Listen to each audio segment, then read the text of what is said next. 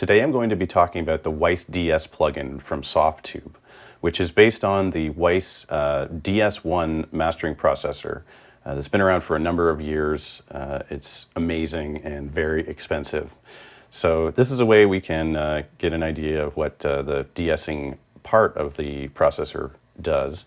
There's also some other plugins, well, a couple of other plugins that Softube has made based on that unit.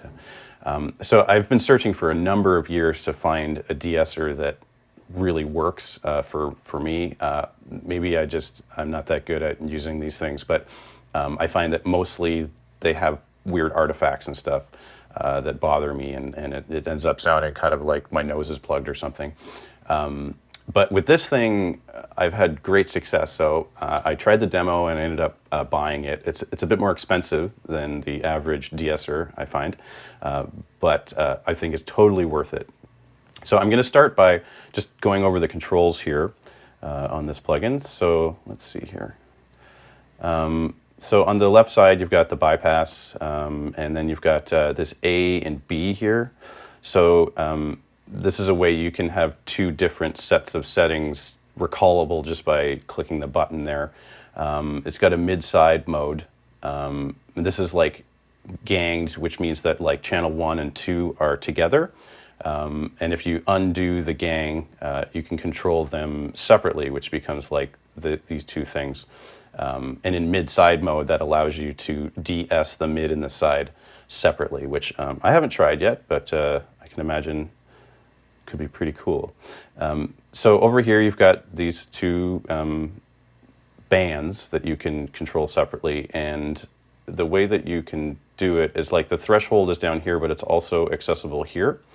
So you've got the frequency and threshold and range for each one that you can just drag these, and you can also just like drag this up and down. But I find controlling the threshold with the dial seems a bit easier. It's just more smooth.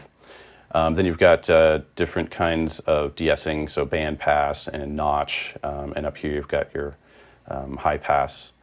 Also, they give you the ability to turn these on and off individually without bypassing the whole thing. As well, you've got a solo mode, which just gives you the sound of whatever it is that is being looked at. And same with monitor, shows you, I think, what is actually being compressed or de-essed specifically. So let us just quickly hear something going through this. So this is just a vocal from one of my tracks that I've soloed. The forbidden forest. And right now, is never nothing a place where is happening should hide. We stand until I pull this down. It. As I look into your eyes, I'm here to protect you. It's bypassed. Here we go. Things you cannot face alone, you cannot ignore this. So you can see exactly what's happening with the way that the waveform kind of expands there. That's your, I guess that's your way of seeing how much is being pulled out.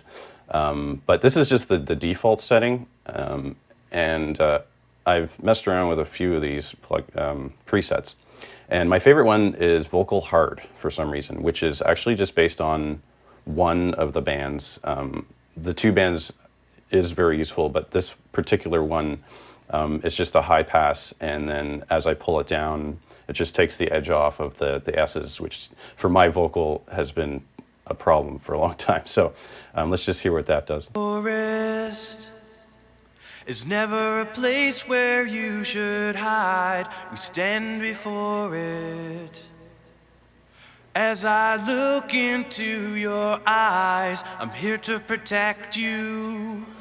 So that might be a little much. I might like back it off a bit there, just so it's not too much of the S being removed. But I think you can hear there that it's doing the right thing, and it's just a matter of like the subtlety of like how much to pull out, and it doesn't give you those weird artifacts that I'm used to hearing. So I'm just gonna jump over to the manual for a second. And in the manual, it gives you details of all the things that this thing can do, as well as it talks about this section here, which I haven't actually messed with because it gets scary. There's so much control that they give you under the hood. that I'm just not smart enough to do all that. But the presets are already pretty bang on as far as I can tell. So yeah, so it just talks about all the different things on the unit. But I think what I wanted to show you was this end part here. It just says in use.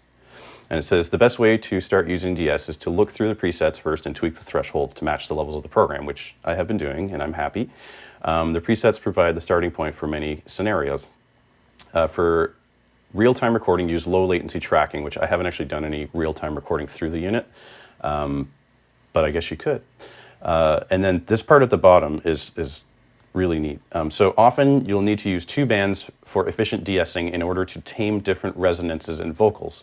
S sound resonances usually reside in the 7K area, while CH and SH resonances reside in the area of 4K and below.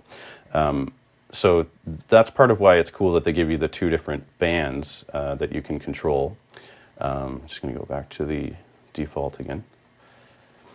Yeah, and so in this way, you've got the ability to go and pull out the CH and SH separately from the S's and the T's, which depending on the source material and the vocalist and everything, certain people have their problem areas.